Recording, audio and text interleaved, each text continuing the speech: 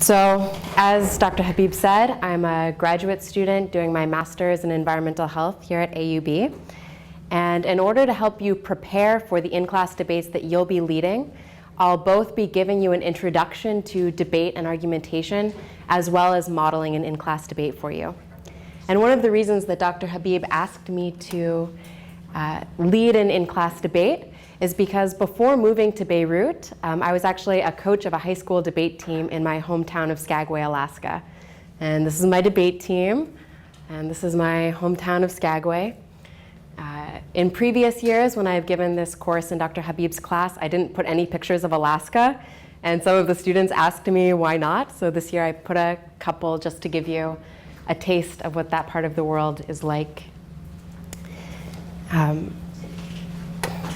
So over the next hour, I'll first begin by giving you a bit more of an introduction about myself, what my background is, what I'm doing here, and why I've chosen the topic of climate change for our in-class debate. Then I'll move into the basics of argumentation, presenting you with the modes of persuasion as identified by Aristotle 2,000 years ago. Then we'll discuss Stephen Tolmien's model of argumentation. Then we'll take a look at some articles that I believe Dr. Habib shared with you. Is that correct? Okay. Have you had a chance to read the articles before class? Great. That will save us some time in class. I do have some printed to refer to if you need them. But after we review those articles, we'll practice identifying the modes of persuasion and the structures of an argument within the articles. And then finally, the last 20 minutes of class will be reserved for modeling the in-class debate for you.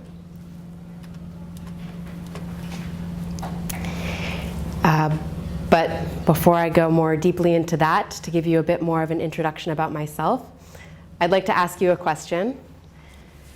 Do any of you have a guess as to why I chose this lovely picture of a bird as the background for my title slide?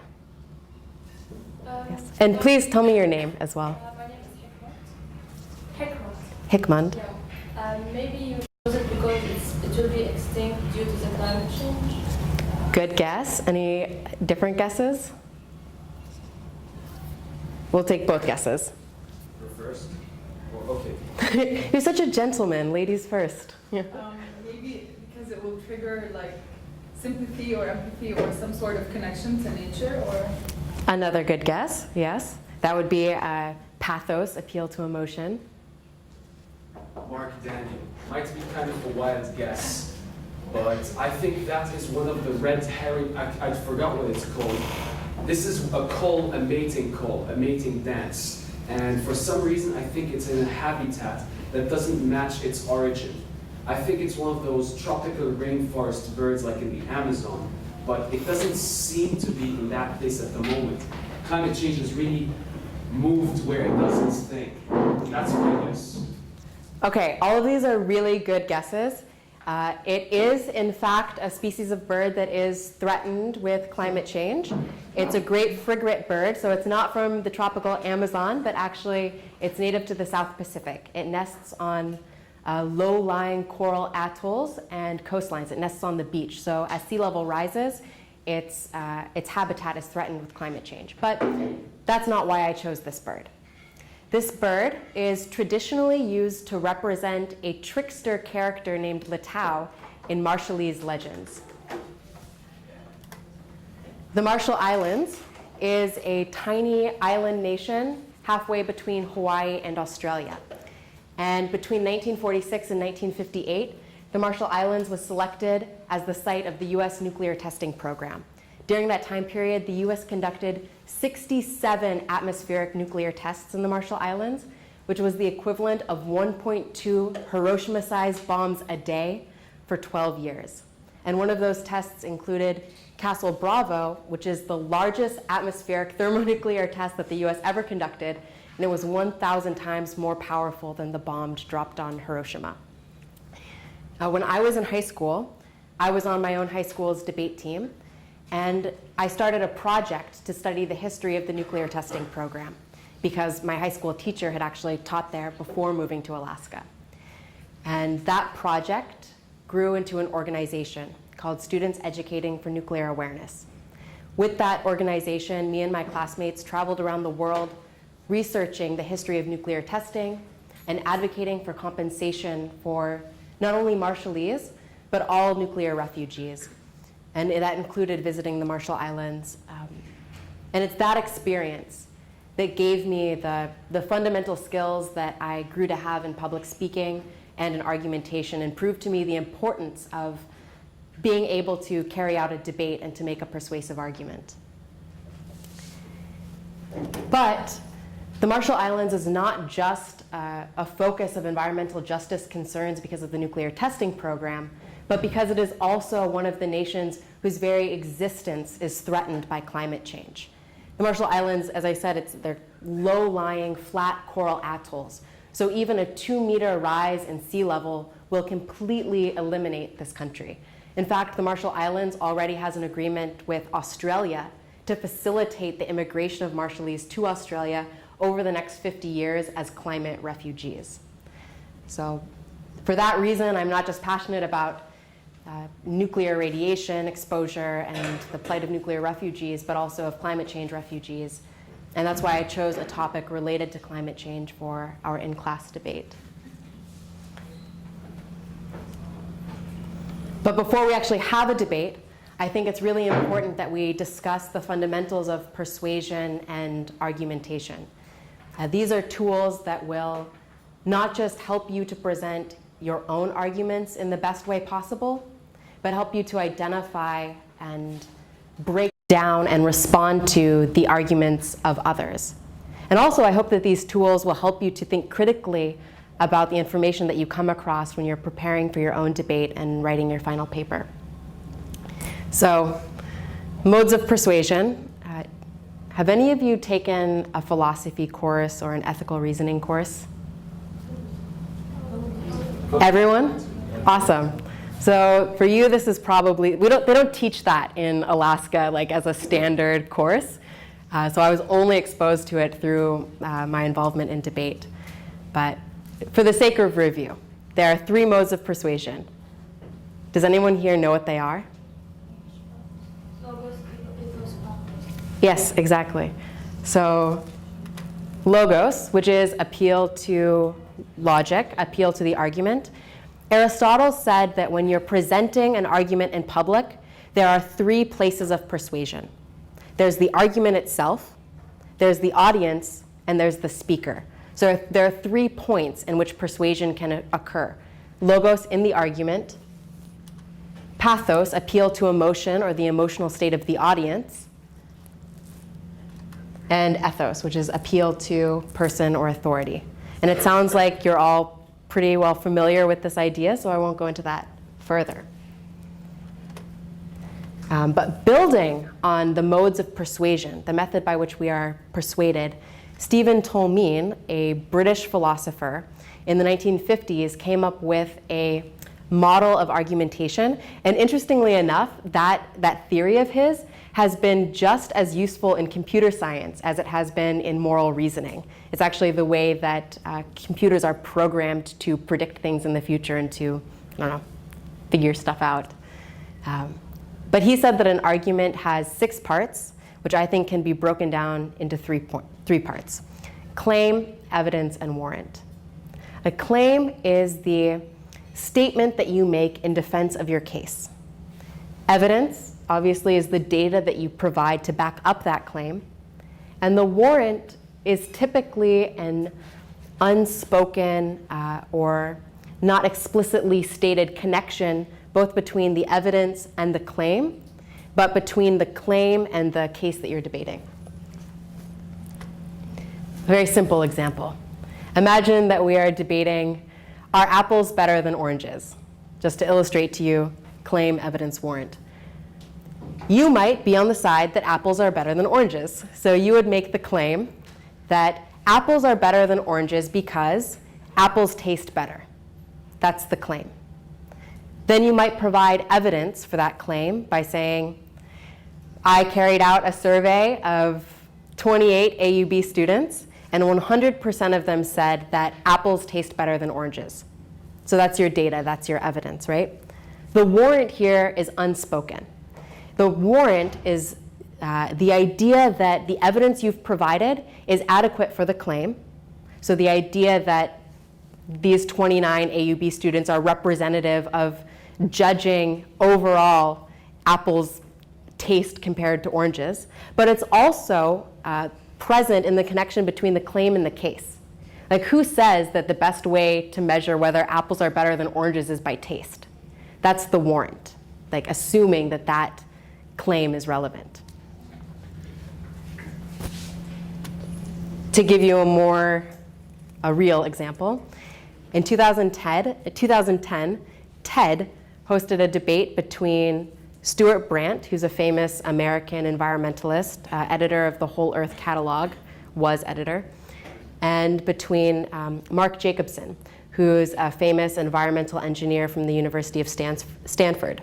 And the two of them debated this topic. Chris Anderson was the debate moderator, and he asked, or he posed this idea that what the world needs now is nuclear energy. Stuart Brandt was on the pro side of that resolution, and he made the claim that the saying is with climate, those who know the most are the most worried. With nuclear, those who know the most are the least worried. That's the claim. Can anyone identify which mode of persuasion is present in that claim? Who said that? Someone said ethos and someone said logos. I'd like to know why on each side. So someone who said ethos. I said ethos.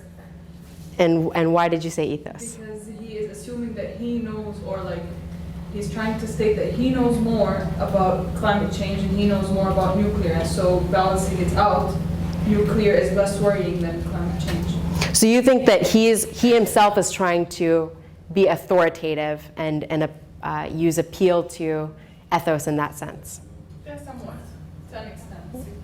And who said logos? I think he's saying that I don't think he's appealing to emotions. He's saying that if you know more about nuclear energy, you're less likely to worry because you know like every detail, so you know how to work with it. So I think he's being more logical than emotional. There is some logos and some ethos here. We'll look at the evidence and then I'll talk about my interpretation of the argument.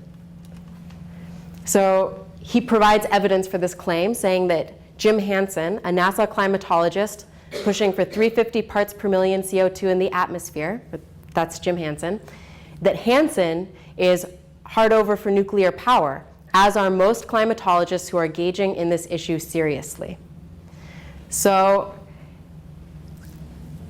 here, his evidence is, there's some logos present there. There's some logical reasoning. In a sense, he's using inductive reasoning, which is a type of logos, to give you one example and hope that you make an assumption about the whole. He's talking about one climatologist and allowing you to assume that all climatologists share the same perspective. So there's logos there, but also ethos. He's saying that as lay people, we ought to defer the decision about nuclear energy to the technical experts, that we ought to trust the technical experts because of their knowledge, their authority. And I think that that's a clear appeal to ethos. And I don't think that that's necessarily an irrelevant argument, because not all of us are nuclear engineers or climatologists. And for these technical questions, probably a lot of the information that you'll come across when you're doing research for your own debates are going to be ethos-based arguments, appealing to authority by citing experts. But you should recognize when you come across those arguments that there is a potential for bias, right? There is a risk in trusting someone simply because of their authoritative status and not because of the logos of their arguments. And that's actually where the assumptions come in. Just because you're saying all these experts agree with this idea, it doesn't necessarily mean that's the truth. You can't just assume like that. That's where the bias comes in. But they will appeal to the authority, like you said, because they're the experts. So he could probably enhance this argument by, I don't know, expanding on it and providing some data. Like, why is it that climatologists are persuaded to be pro-nuclear energy? It perhaps is not enough just to rely on deference to the expert. Okay, so now we're going to look at the articles. And we'll start with the article by Keith Breyer, which was published in this magazine Business Report in 2015. If anybody doesn't have a copy of the article,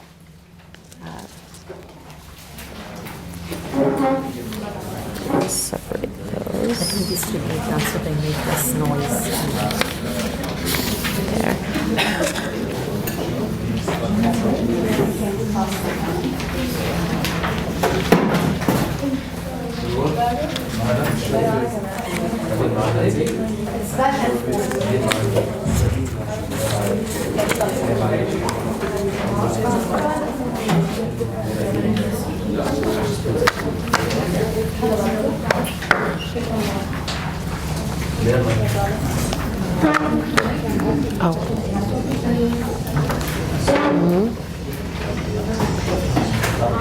Is there one out there that I can keep by any chance? Thank you.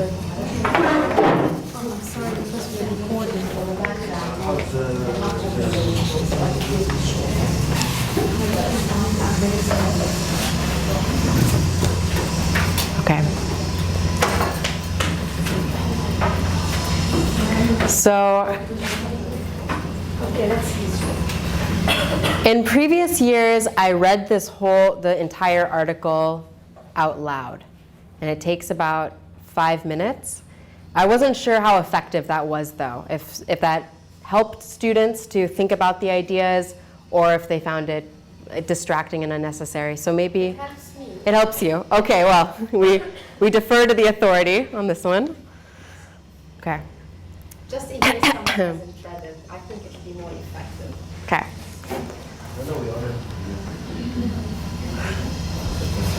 I trust you, but I'll make you listen to my voice for a few more minutes, and I'll go ahead and read it.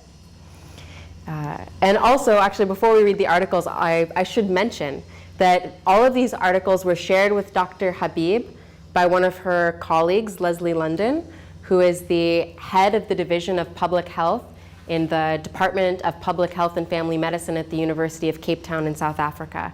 A highly respected academic who is also known for his work on the connection between human rights and public health. And this is interesting because he takes a non-academic sort of role in this debate. Okay. Nature has bowled a googly at the scientific consensus that says catastrophic climate change is inevitable unless we all wear hair shirts. The Arctic ice sheet is not melting according to the doom-laden prediction that the climate change industry has assiduously promoted for decades. Instead of shrinking, raising sea levels, flooding coastal cities, and reversing the Gulf Stream, the Arctic ice cap has grown. This news, coming almost on the eve of the Paris Conference on Climate Change, might dampen the enthusiasm of the expected 50,000 participants, half of them government delegates. The rest are from intergovernmental organizations, bureaucrats, and UN agencies, more bureaucrats. These astounding numbers come from the conference website. What should spoil this gigantic green festival of planet savers is that the Arctic ice cap has not expanded a little bit. A small increase could be brushed aside as an anomaly, a small fault of measurement. Instead, it has expanded by a whopping 30%. It should spoil the Paris bun fight, but it will probably not. If the last conference, this will be the 21st, is an indication, it will attract 900 journalists, hold 140 press conferences, and provide photo opportunities where politicians and green celebrities can pose. It will be a media feeding frenzy. Meanwhile, believers will do any amount of mental gymnastics to retain their convictions. Even the researchers who measured the ice cap expansion surrounded the Arctic discovery with ifs and buts, possibly to avoid being thrown out of the Green Church. Rachel Tilling from University of College London told the BBC, "We looked at various climate forcing factors. We looked at the snow loading. We looked at wind convergence and the melt season length of the previous summer.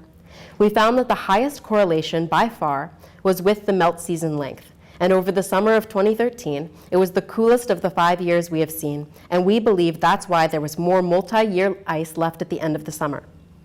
The conclusion of this inconvenient fact: the long-term trend of the ice volume is downwards, the long-term trend of the temperatures in the Arctic is upwards, and this finding does not give us any reason to disbelieve that, as far as we can tell, it is just one anomalous year. Of course, it is an anomaly. It must be. Everyone says so. Well, not everyone. Some would say it is a brave conclusion after only a 5-year study. Apply common sense to this equation, and it means that northern summers are occasionally cold and wet, and that is why there is more ice left at the end of them, and therefore even more after the winter. Who would have thought it? So the expanding Arctic ice cap does not challenge global warming theory. Surprise. The Paris delegates can fly to France, burn fossil fuel all the way, and have a wonderful time celebrating the signing of a binding international treaty that will make everyone obey. Well, that is the idea. Will such a treaty be signed? Will it be kept? Do we know what this green future will be like? Here then is a scenario. It is a suggestion. It is not a fact. Future historians, UK historian Neil Ferguson or his clone would be ideal, will judge its veracity. It could be wrong, in other words. We will have to pay more tax, more for electricity as and when the wind blows hard enough and the sun shines brightly enough to provide it. All our food will be organic and there will be less of it. No petroleum-based products, so all 9 billion of us will wear wool. There will not be enough sheep to produce it for everyone, especially the poor. Attempts to raise sheep in cages will be punishable by hanging. Wearing cotton is out of the question. It needs fertilizer. There will not be enough dung to provide it. All domestic animals break wind, and that is methane-rich and a very bad greenhouse gas. Open-cast mining will be banned because it disturbs nature. Air travel will be restricted to the very rich and only allowed occasionally to get to green conferences in tough places such as Paris. Modern medicine will be hit too, especially the use of nuclear isotopes to combat cancer. End of scenario. There are more implications of the green agenda, but not the space to list them here. Some green hopes are so ridiculous there is little chance of them happening. China and India will not obey, for one thing. The agenda will be applied, if at all, in the wealthier parts of the world where the elites are overcome with guilt for being rich. Emotion, not logic, lies behind the climate change theory. Even if it is proven to be flawed when the predicted doomsday scenarios fail to materialize, believers will still think that they are right, because they are on the side of the angels. They wish to bring back an imagined golden age, a Garden of Eden before the fall, as believers throughout history have done. Using computer models to bolster green belief is not infallible. Even Paul Ehrlich, who was one of the first doomsayers, thought so when he says, "To err or err is human, but to really foul things up, you need a computer." He is a believer today, so that window to his common sense is now bolted shut. But what will most likely kibosh the Millennium Cult of Gaia is the implosion of the Middle East and the security threat it poses to the developed world. Green issues will become not so important after all. In some ways, it is a pity. Flying off to exotic places for giant conferences followed by partying should be every climate scientist's right. The world owes each one at least this small perquisite for urging us all to give up our wicked ways, save the planet, and keep the research funds flowing.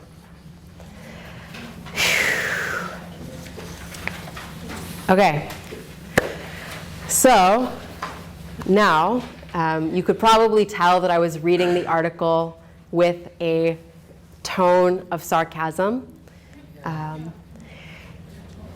This is obviously not a peer-reviewed academic journal article, but sometimes the most effective way of persuading an audience is to publish in popular outlets, and they can be very impactful. Anyway, now we're going to take a moment to look at this, identify some of the arguments he makes, see if you can find a claim, see if that claim is reinforced with evidence, and try and guess what you think the warrant is. So I'll give you a moment to take a look at the argument, identify a claim, raise your hand, share it with your friends. Okay? Yes? We have one already? Yes. Arctic ice cap has grown, and the evidence is that he said that it is expanded by a whopping 30%. This is the evidence, Okay. and it was measured by scientists. And what's the unstated warrant here? The connection between the evidence and the claim, and also between the claim and the case? No? No guesses? Does anyone have a guess for that example of what the warrant is? What's the definition of warrant? A warrant, I don't know the encyclopedia definition, but it is what connects, what justifies the use of the evidence to reinforce that claim, and what connects the claim to the case. In other words, what makes that claim a valid point in defense of his major argument, which is that climate change is a hoax. It's the idea of the going to the Paris Agreement. It's Sorry. the idea of why the Paris Agreement was held. I'm right here. Oh, sorry, I think you're right behind this. It's the idea why the Paris Agreement was held. How it was like more of a meeting of figures and taking photography, and it was more of a social outing than really something that changed anything. That's what he's trying to state. I think that's another claim in this larger argument that climate change is a hoax. But it's a good noticing that claim, because he doesn't explicitly state these. He's not like point 1, 2, and 3. It's all embedded in the text. But before we move on to other claims, do you have an idea about the warrant? Yeah. I think it's about how they have cold wet summers, and how the expanding of the actual caps doesn't necessarily mean that global warming isn't happening. It just means in the period where it was tested, it happened to be cold, so the ice caps were bigger, and his warrant is so the expanding Arctic ice caps does not challenge global warming theory. Well, I think that he is still trying to challenge global warming theory with this claim and evidence, but he's pointing out that, yes, the authors of that article, he's suspicious that they're somehow manipulating the interpretation of their results. But maybe one more person to share their idea for the warrant, and then I'll offer my interpretation. Can the warrant be that he cited someone from a university college in London? That supports the evidence? That's part of the evidence, yes. Like that's an appeal to the authority also. But the warrant here is that what makes this evidence legitimate to support the claim, right? He thinks it's legitimate because it's a 5-year study and because the change was so large, because it was a 30% increase. But a critical reader might ask themselves, is that evidence really warranted? And he kind of anticipates that critique by pointing out that the authors themselves didn't necessarily mean that that implies a different trend. But also, the warrant connecting his claim to his case is that the Arctic sea ice, the depletion of the Arctic sea ice, is a common metric referred to in discussing climate change. In other words, one can determine the impact of climate change by looking at the Arctic sea ice. Of course, that's not the only area of the Earth that's being impacted by climate change. You could also look at ocean acidification, the loss of the Australian Great Barrier Reef, which as of 2016, 93% is bleached due to ocean acidification. So it's not the only source of information the only measure regarding climate change, but he's implying that his claim and evidence are warranted because it's a significant measure. Does that make sense?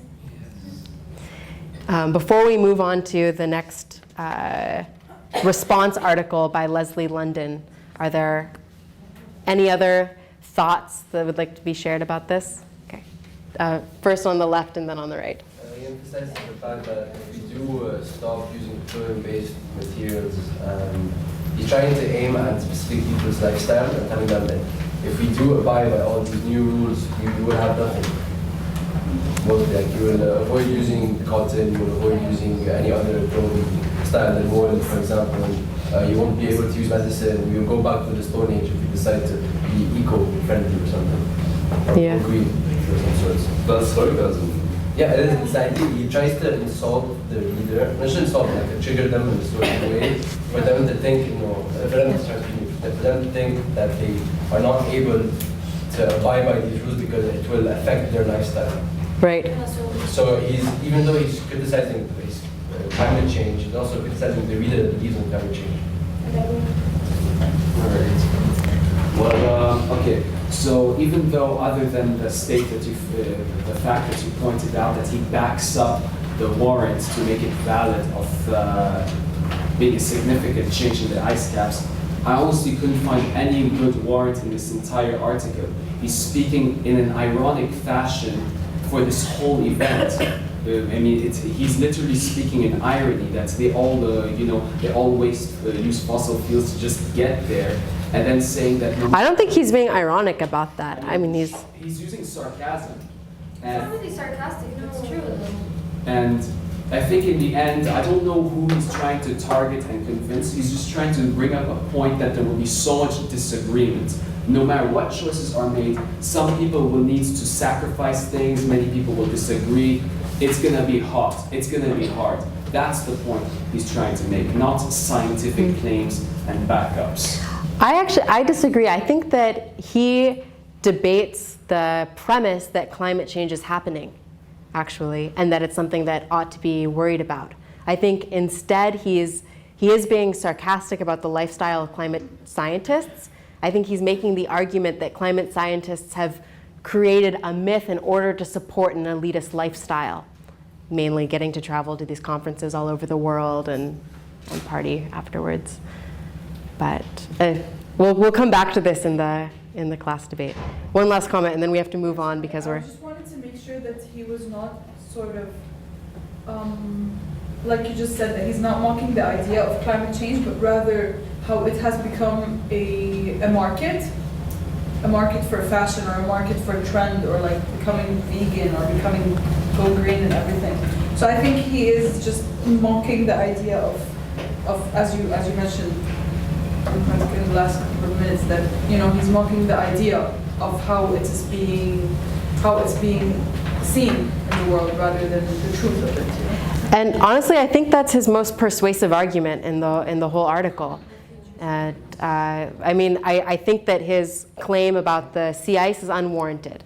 Like the sea ice, I'll show you more data later, but I don't think that study, it doesn't adequately reflect the trend. But his critique that a lot of people invested in the climate change agenda are living lifestyles that are far more impactful on the planet than the people that they're trying to control and restrict, I think that's actually quite an idea worth thinking about. And I think about that all the time when I travel between Alaska and Lebanon, which are on opposite sides of the planet, and I do that twice a year. And I guess I care about climate change because my hometown will be directly impacted. Our freshwater sources will be impacted. Our glaciers will be impacted. People's fishing livelihoods will be impacted. People in this region will be impacted where I'm going to school, and yet, I don't know, I haven't. If you have ideas on how to save the world, let me know.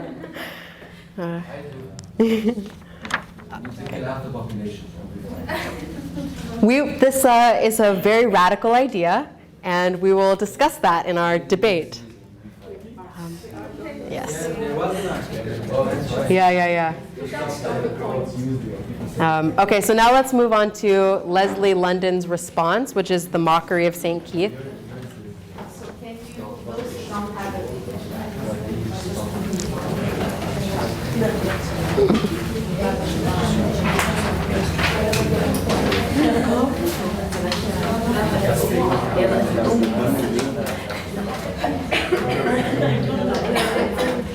Okay, do we all have a copy? Let's start.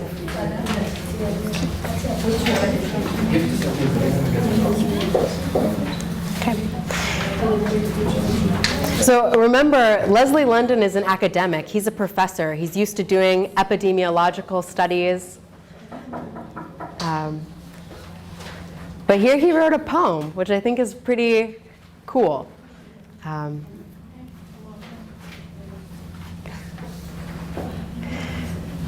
The Mockery of St. Keith. Who would have thought an opinion on climate change in Business Report would solicit reactions so diverse, an opinion with which we ought to engage and point out the obverse? Thus for some, that man Breyer doth inspire a call to green bash and trash the environmentalist movement some find so perverse.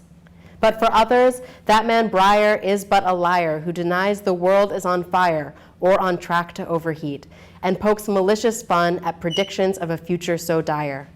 Let me now declare how I tire of ranting and raving, disconnected and unscientific, vitriol and so prolific that uses insult instead of argument, substitutes facts with sentiment, and spouts opinions instead of a rudiment of understanding. Yes, cherry pick a finding to trash an entire body of knowledge, cast doubt where doubt is not there, humiliate by invoking the illusory shirt made of hair, and consign all who worry for our future to the depths of despair. But there is a problem with this unscientific lunacy. Climate change is no imaginary figment or flight of fancy. Melting polar ice is an uncontestable impact, supported by fact upon fact. How very inconvenient, Keith. The heat from St. Keith's mockery might inflate some egos or encourage more insults or rotten tomatoes, but the serious harm is that it prevents insights from forming, will add to global warming, and bequeaths our children and grandchildren a life of strife and needless storming. So this is a poem, not a structured argument or essay, but let's take a moment to do the same exercise. Claim, evidence, warrant.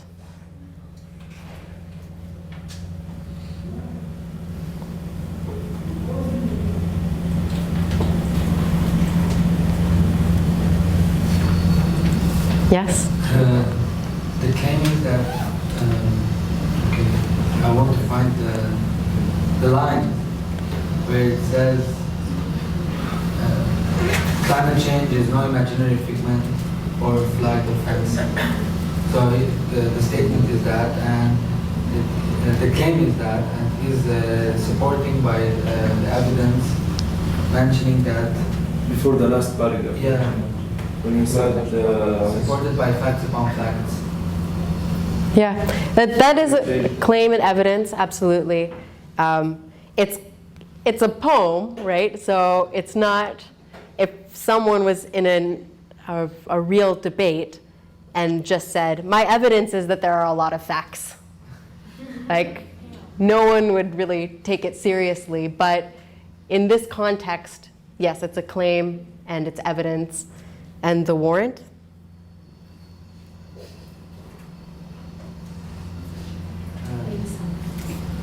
It's the same as the warrant of Keith that the melting polar ice is a measurement of climate change. Yeah, same. Okay. As a follow-up to what I was saying earlier, and also like a right of reply, this poem, this poem actually states what I was trying to say. I wasn't saying that Keith is against the idea that climate change is happening. He believes it. I didn't say he said it's worthless, but it was just the way he said it that many people will misunderstand. And this poet is saying that there are facts you have to look at. You have to go deep into the facts, the evidence for your claims. He's saying, he's going deep into the idea that claims are what matter more, not just talking about this is how the Paris meeting is going to go, and ironically, this is happening as well. Right. But yes. I agree with that. I think that Leslie London is saying, okay, you can mock the lifestyles of climatologists, but that doesn't discredit the fact that it's happening, that we have to do something about it. Okay, one more question, and then actually, you know what, I'm sorry, I'm going to ask you to hold your question because Dr. Habib said that there would be a very special surprise for you. And the surprise, maybe we'll wait until like 20, okay. So,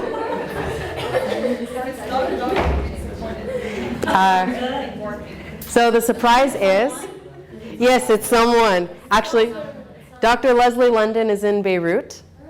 Yes. And so he's actually offered to step away from the conference that he's currently attending to come into this class and answer any questions you might have. So now you've read his poetry response to Breyer.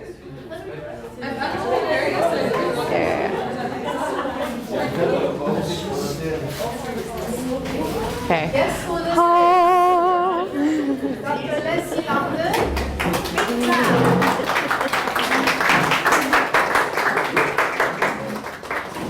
So Dr. Leslie London just arrived from Cape Town last night, and it was really a very good timing. We are reading his poem today. We're discussing the issue of climate change and whether it exists or not. And here he is. He wants to tell us why he wrote a poem, not an academic article, although he has 100 academic articles already published. So he is all yours. You can ask him the question yourself. All right, well, thank you, Eva. Thank you, everyone. I'm not really a poet, but the reason why I wrote the poem was because I thought that was the way to get across a very important message. Keith Breyer had written a very obnoxious article about dismissing climate change, and unfortunately this publication tends to support pro-industry pieces, very conservative pieces. So I wrote a letter in response saying why he was wrong when they didn't publish it. So I thought, hang on, they're not going to publish an article, I'm going to write them a poem. I wrote them a poem, and that's what you got. So, and they published it to their credit. So it's maybe a different way of getting information across. There was a little bit of discussion afterwards. I should just say, my wife is actually the writer. I'm not a writer or poet, but I just did this, and I enjoy doing it. And I'm very pleased that this is what you're studying in your class today. I work in occupational environmental health. In fact, I met Rima many years ago at an International Congress on Occupational Health conference. And my main interest is actually about pesticides and farm workers' health and neurotoxicity of chemicals. But climate change is everyone's problem. And I don't know how many of you know, but Cape Town is having a severe drought. And we're going to be auspicious honor of being the first major city in the world to run out of water. Amazing. So either in April or May, our taps are going to be switched off, and you're going to go fetch water. And we're a city of about 4 million people, and probably about 3 million will have to fetch water. And that's partly the result of a very severe series of droughts. We have a similar climate to yours with winter rainfall. We've had very poor winter rainfall for 3 years. We've had poor planning on the part of planners, and we have a lot of political hubris. So nobody really wants to take responsibility for making hard decisions, and that's why we're now in trouble. But who knows? Sounds very familiar. Yeah. I said when I'm coming to Beirut, well, they might not have a functioning government, but at least they've got water, unlike Cape Town, which is neither. He sent me this by email. It looked, there was a little bit of envy in it, that we still have some water here in Lebanon. I'm just joking. Now, would you entertain some questions from my students? Is this where we're heading as Lebanon? Well, you know, some years will get hotter and drier, and other years will get wetter and colder. That's what climate change is. So I don't know what the predictions are for Lebanon, but certainly Cape Town is getting drier, and warmer parts of South Africa are getting flooding. So while we're short of water, Johannesburg is having floods. Did you consider desalination, or is it too expensive? So there is discussion about, there actually is a last-minute desperate desalination project that's actually coming into place. So there's a number of measures. The city's going to tap into groundwater and various other things. So it's part of the solution, but desalination is, we know, very expensive, and it has to be done on a very large scale. So we are considering it. As part of the Earth being able to adapt to anything, isn't evolution headed anywhere where it's going to counteract, or just counteract everything that we have done to it? Maybe, like, for example, the carbon trapping in the water that changes the acidity, maybe the water will regulate that with the flooding and everything that happens. So maybe in the very short, long term, it's going to be very bad for so many cities, but in the long term, it's going to be better, where we're going to get this regulation back in process. Well, it might not be better, it'll just be different. And if you're in the wrong place at the wrong time, Yeah. well, then Cape Town will run out of water and 4 million people will have to move somewhere else. So it's not a very helpful way to organize society, and there's a lot of inequality already, and you'll know the people who get access to water are people who are better off anyway.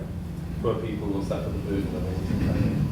So are you saying that we got a slap on the face and this will wake us up perhaps and we can put our act together and change the status quo? Is that what you had in mind? Maybe get stuff. I was just asking if the earth has or like the water or what's happening has at least some capability to counteract what's happening. Like if the world, So you for want a example, natural process to probably rectify? I'm not saying, yeah, but I'm not saying that we're not responsible. Of course, we are responsible for what we gave the earth, so we're supposed to take it back. But however, with how the earth evolved throughout the years, can it not evolve like because of the basic history of ice age and how everything, So are we basically headed back where we started, Well, or is that like really? in far-fetched? the scale of time, we're just a little blip. So if some future intelligence looks back, they'll think, what do these strange people think they were doing at the time? What you're doing is accelerating a process in a way that's never been done before. But you're right, the planet, the Gaia, will compensate, but we just won't be there to see it compensate. It will compensate, but the magnitude of what's happening right now will have so much consequence on people. Yeah. But we might not even be there when it does compensate, so we can't depend on that as our savior. Extinction. Exactly. Yes. I have visited South Africa around 7 years ago, and I did not get to see enough of it. I haven't really. I know there is plenty of population displacement, and I haven't seen what happens in the agricultural field with pesticides affecting farmers. However, I do have a question about sea levels, because they're not actually good claims. I'm not sure whether they're valid or not. But I've thought, isn't the Cape, the tip of the Cape, one of the areas with the most unstable sea levels? That's why you might be highly affected, the first to be affected by major climate change. So, it's the low-lying islands, like in the Pacific, that are most vulnerable. Like the Maldives. But, the tip of the Cape Point is actually a rocky outcrop. It's actually a mountain coming out of the sea, so there's no particular effect there. There are parts of the Western Cape that are low-lying and have fishing villages, for instance, and there will be impacts. I haven't heard about anything to do with unstable sea levels. I mean, the sea level is what it is, and it erodes land. The question about agriculture is quite interesting because South Africa actually moved to a system where water catchment areas became sort of public good. So in the old days, under apartheid, a farmer could abstract water out of a river system for their farms, irrigation. But that meant that downstream people who were dependent on the water got less of it. So new legislation was brought in to make the whole catchment area managed under one umbrella, so you couldn't sort of use water that way. But actually the current drought, the farmers, agriculture has used up its quota of water within 1 month over a period that should have lasted 6 months. So they have now actually been told they can't take any more water out of our surface dams, which is where we get drinking water. So agriculture is a big user of water, and we don't realize it, and we don't realize the implications of that use. So if we use certain kinds of crops, there's a whole environmental footprint behind that.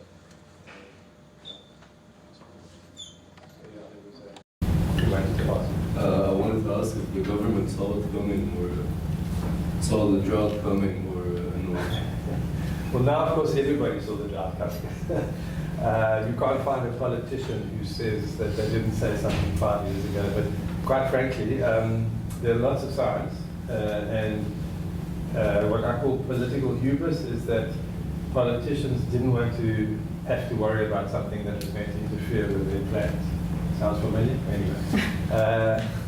So our province happens to be a province which is governed by an opposition party. we claim that our city is one of the best governed cities in the world.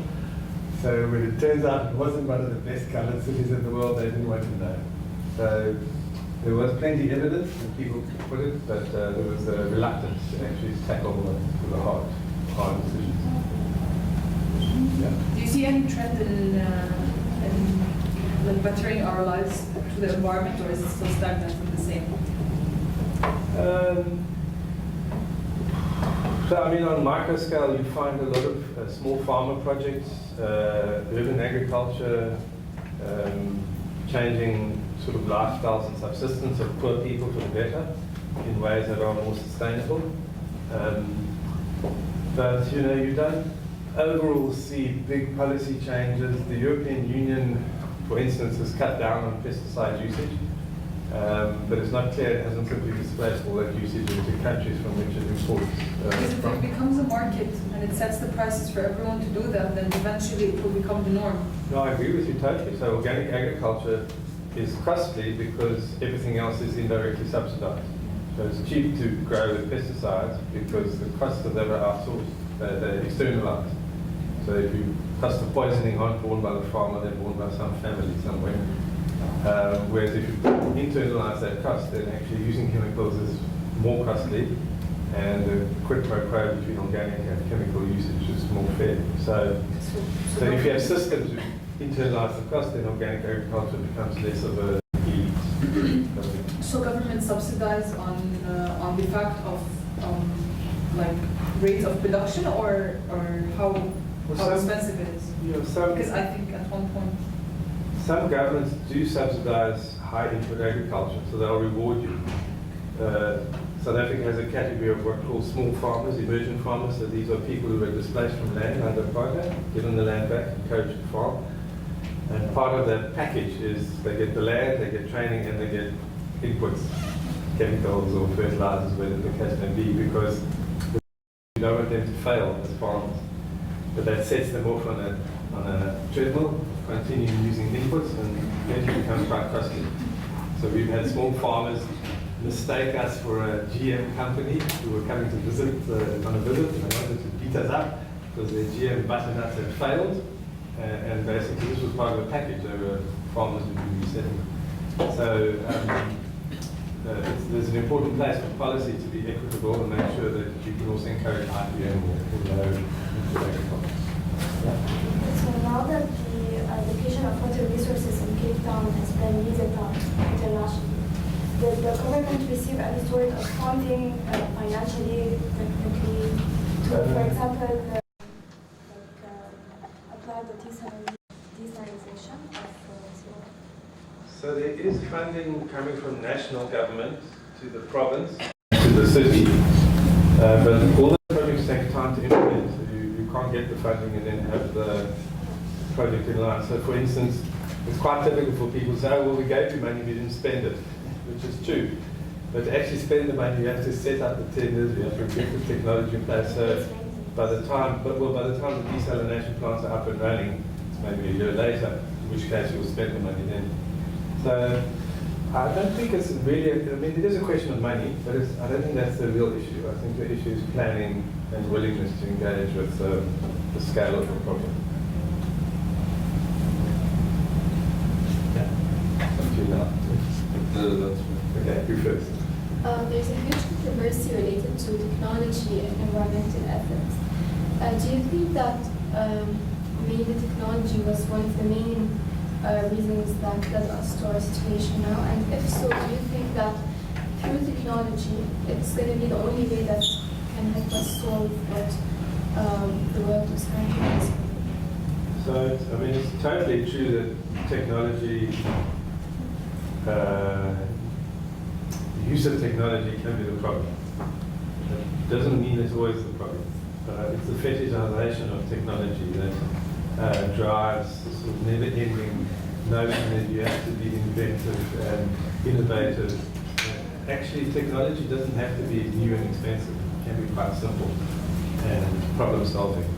So I think there's a disjunction between the idea of technology, which in and of itself is simply a tool for development, and the way technology is developed, which unequal society is developed in a way to benefit certain people as opposed to others. GM crops is a good example.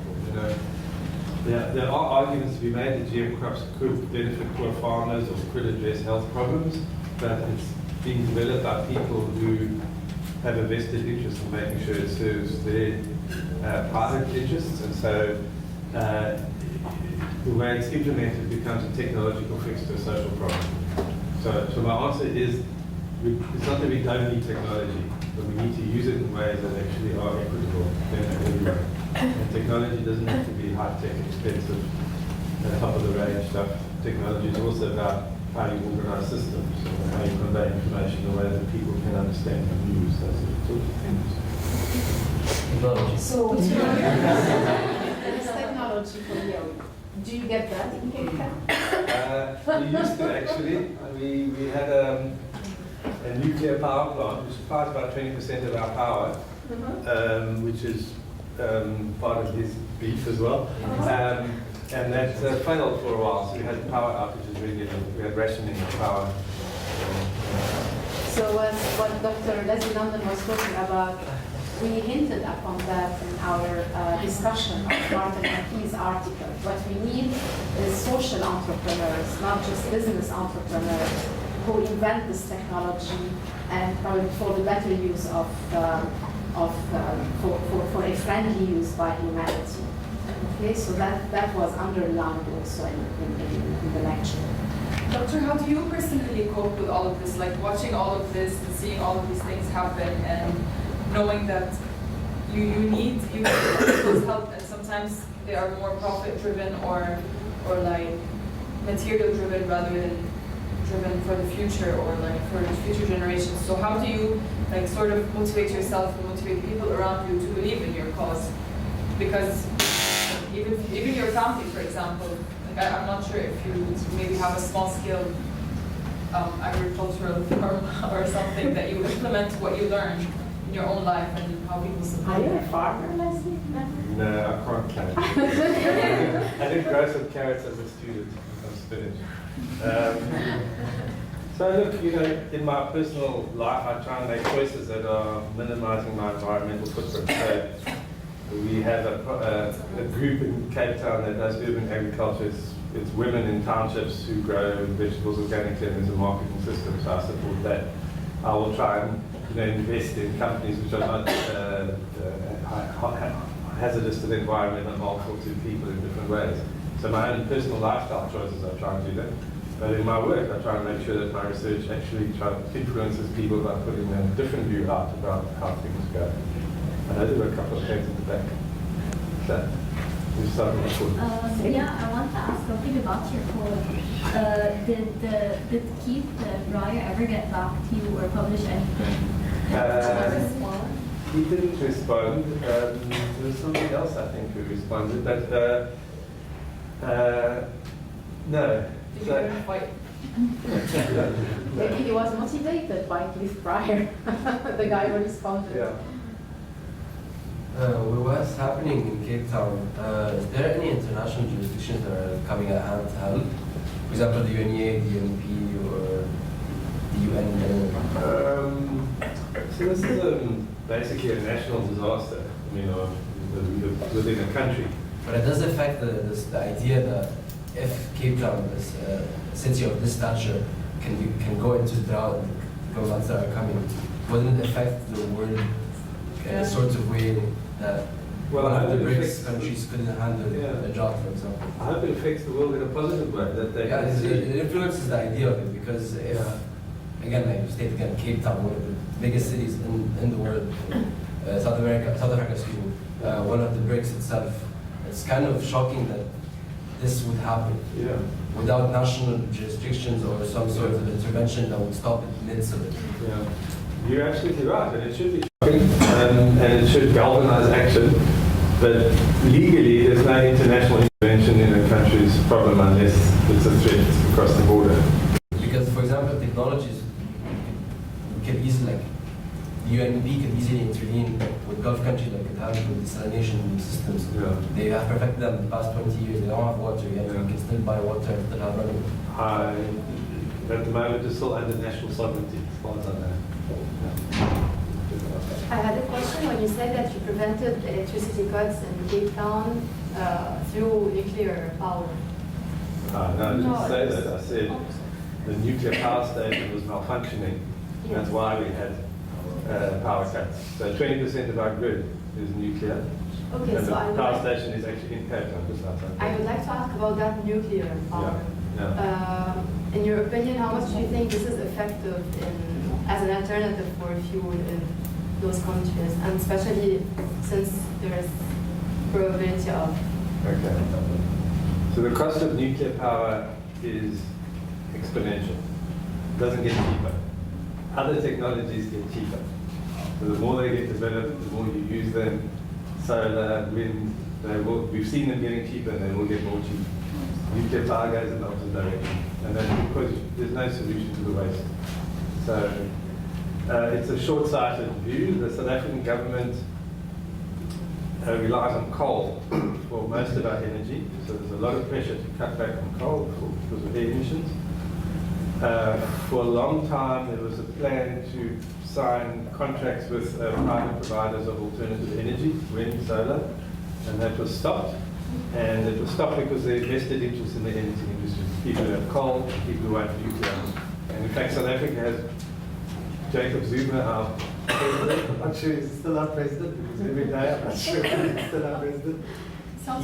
He went to the Soviet, well, Russia, and concluded a deal in which he promised them they would get to build the next 3 nuclear power stations. I don't know why we think Russia should be experts in building nuclear power stations. But because they had Chernobyl. Yeah, exactly.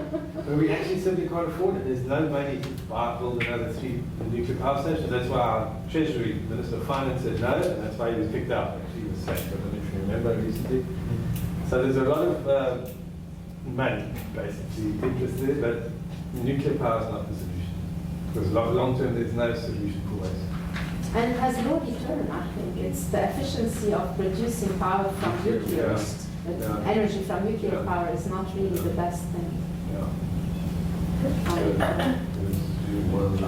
I just want, so yes, Mr. Dethi, I just wanted to thank you for this, because actually the first time I have read it, I did not notice it was a poem, because I was very deep in, I was too busy trying to understand how important your argument was against against Keith Breyer's words. And when I read Keith Breyer's article, I could see how you were going against his harsh irony, and I could see the obnoxious. I don't know how to say obnoxious.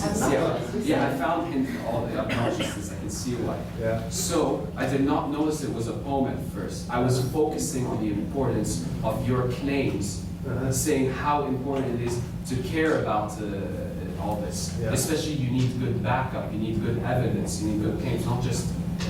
So, you said it was your wife that wrote this? I wrote the poem. My wife has recently gotten into creative writing. She's writing a novel, so I joke with people. She writes the serious stuff, and I'll write the satire. I have no question. I just want to say thank you very much for this. I enjoyed it. Thank you so much. I just wanted to ask why we haven't been taught this in school or at a young age. Like, why isn't there an environmental program? At least, like, we have to be majoring in environmental and public health in order to find out that. So that's a comment, right? So it's a very important comment. So I actually continue what our schooling system in South Africa is doing about it, although there is some focus on some of these issues, but I'm sure countries around the world could all do better. And maybe that's a challenge for you to develop some health promotion materials. I tell you, there is some change. My 3-year-old nephew, 4-year-old nephew, one day he told me to close the tap. And I told him why. I was washing his hands. He told me because the earth will cry. So where did he get that from? From school. And there are some messages spreading around, useful messages. So I think there is change, and we need to be a little bit optimistic and hopeful, because I think our young generation is getting more exposed, and hopefully they do something about it. But your point is so well taken. It's straight to the point. Is he in public or private school? private school. Okay, well, there's some advocacy. An expensive private school. They teach you how to close the sink after brushing your teeth, but they don't teach us the essentials. I also feel like it doesn't only apply to high school students or middle school students or kids. It also applies to university students. Whenever I tell someone my major is environmental health, they don't have any idea what environmental health is. They don't know what the problems in the world regarding the environment are. And it's just like, oh wow, that's so interesting. And I'm like, okay, do you know about this? Do you know about that? And they're like, no, that's happening to the world. I'm like, you're a university student in an elite university and you don't even know what's going on in the world because the university doesn't even force you to take a course that teaches you what's happening in the world. So I feel like we also need to implement it on a university base. You are a critical mass, and you will be hopefully agents of change. And this is what we are capitalizing on. You will help us to change things around. And some Nordic, governments, they implemented environmental and civil classes and the preschool classes at high school. It's mandatory. Okay. Specifically Sweden is the number one benchmark when it comes to education. So there is a positive change in some sort. We, as a human beings, we don't solve the problem from the roots. When the problem happens, we highlight it, we go for news, for newspaper, for social media, and we don't think of the problem from it goes from the beginning.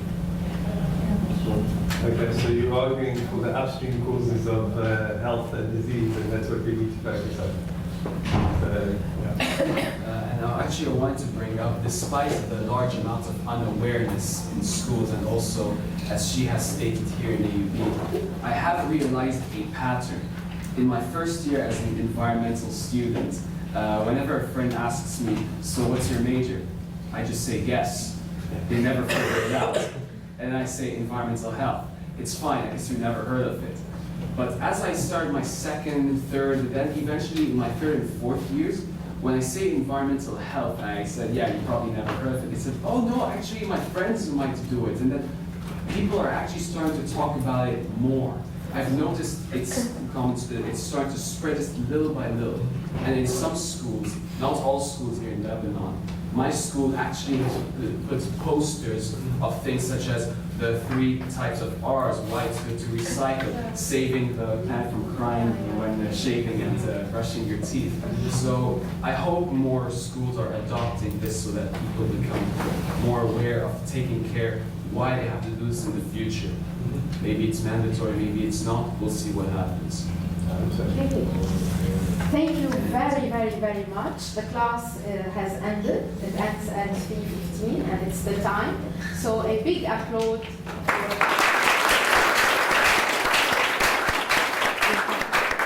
So we didn't get to the last article during last week's class. We won't spend any time in class today reading it or going over it, but it is very relevant to the in-class debate that we'll be having. So if anyone needs an extra copy to refer to during the class debate, I'll pass those out now. And Dr. Habib promised you that you would get a model for your in-class debate, so you have an idea of what the class debate should look like. So that's what I'll focus on doing today entirely. And in your class debates, first of all, you should pick 2 questions that are related to your topic that you would like to lead a debate about in class. My topic is climate change and human population growth. So I chose 2 questions. 1, can climate change be adequately addressed without controlling human population growth? And 2, should the international community address overpopulation as part of its framework on climate change policy? And I can't remember your name, but what was your name again? Carl. Carl sort of raised this question during our discussion last week when we were talking about solutions to climate change. He suggested that controlling human population might be one mechanism to do that in a very radical way. But The reason why I chose these two questions is that I wanted to choose one question that was empirical and one question that was normative. Does everyone here know the difference between an empirical question and a normative question? Does anyone know what empirical means? Yes? Well, both can use evidence, empirical questions or normative questions, but the main difference is that empirical questions should have to do with objective reality. They shouldn't have to do with one's personal values or subjective experiences or ethics. They shouldn't have any, they should not contain the word should. An empirical question is not about what we ought to do, but what is true in the world. So a normative question, it includes the word should, and it's about taking action. You don't necessarily have to choose both of these two types of questions in your debate, but I think it's very helpful because it, well, we have to answer one perhaps to answer the other, and we don't end up debating the same thing twice, if that makes sense. But before we start debating these questions, Dr. Habib has asked each of you to choose a 2 to 5 minute documentary that introduces your topic.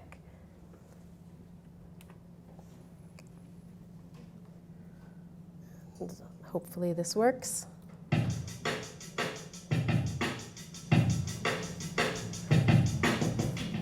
What does population growth mean for climate change? In the things we do every day, each of us are changing the world's climate. We cook meals, travel, build homes, heat them, turn on the lights when the sun goes down. The problem is that as there are more and more of us, we're changing the climate faster and faster. The world's population has more than doubled in the last 50 years, from just over 3 billion people to just over 7 billion. By 2050, the UN predicts it will hit 9 billion. The cheapest and most effective way to curb climate change, most experts agree, is to get contraceptive services to the more than 220 million women around the world who want them, but can't currently access them. Experts say the cost of doing that would be about $4 billion, a tiny fraction of the cost of damage from climate-linked storms, which now runs into hundreds of billions of dollars around the world each year. You might think that cutting population growth is most important in places like Africa, where birth rates are higher than anywhere else in the world. The average woman in Nigeria, for instance, still will have about 5 children in her lifetime. In the United States, the average is now just 2 children. But in fact, it's curbing population in rich, developed countries that has the biggest influence on climate change. An average American produces about 17 tons of carbon dioxide a year. The average Nigerian produces a little over half a ton. That means that each additional child born in America will produce 28 times as many climate-changing emissions each year as a child born in Nigeria.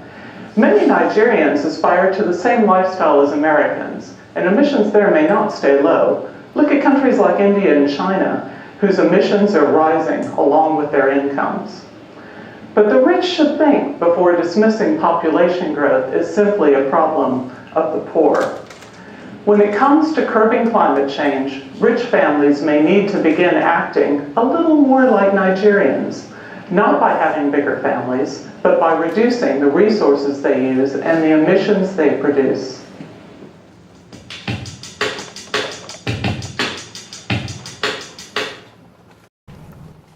Okay, so to give you a little bit more information about this video, that speaker, Laura Goering, she is a journalist for Reuters, a climate change journalist, so she's not necessarily a climatologist or a human demographer.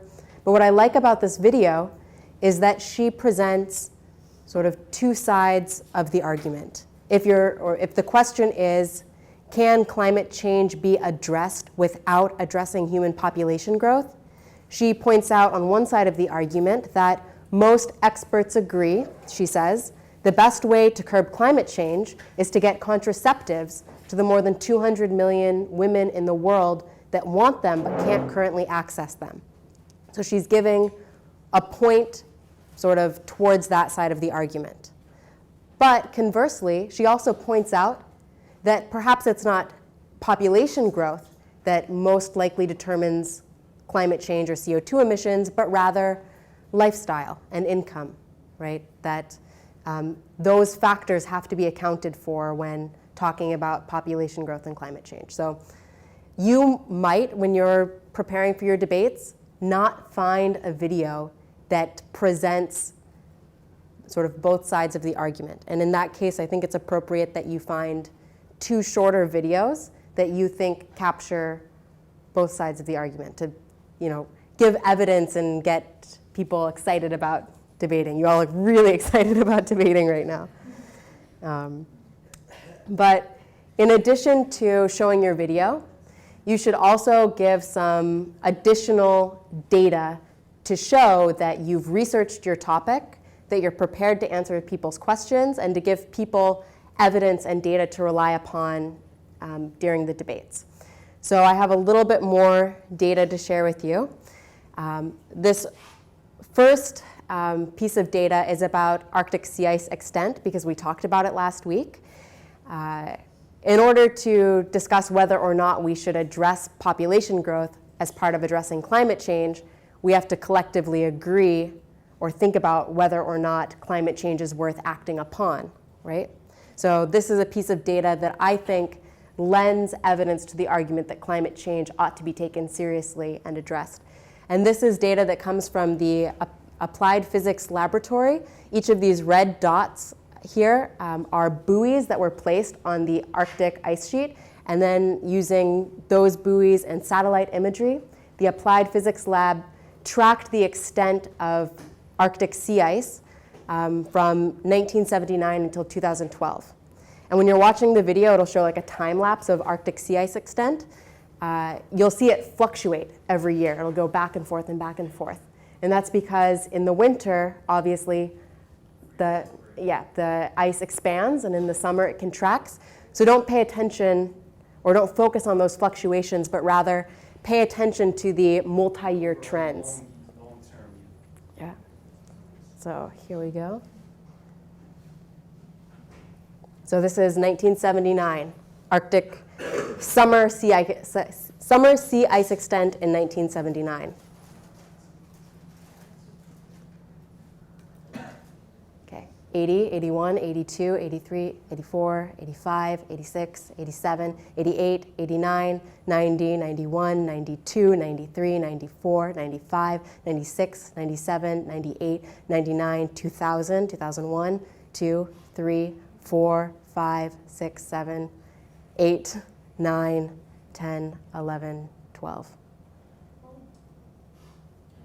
79. And the white is multi-year ice. The blue is single-year ice. So despite what Keith Breyer had to say, there is longitudinal data indicating that the Arctic sea ice is disappearing. I also wanted to share a bit more data about climate change and population growth.